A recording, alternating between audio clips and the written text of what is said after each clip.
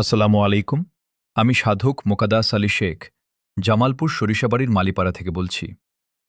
আমার ভক্তবৃন্দ যারা আছেন, তারা যদি আমাকে দেখতে চান, তাহলে আমার সাথে যোগাযোগ করতে পারবেন আমার পোস্ট অফিস মালিপাড়া। যদি ভালো লেগে থাকে আমাকে, তাহলে আমার সাথে যোগাযোগ করবেন। আমি এখন বৃদ্ধ হয়ে গেছি। আমি আপনাদের পাশে সময় দিতে যাইতে পারি না। সাধক, আশা করি আপনারা সবাই আমাকে দেখতে আসবেন। তার কারণে আমি বোধহয় এতদিন বেঁচে আছি।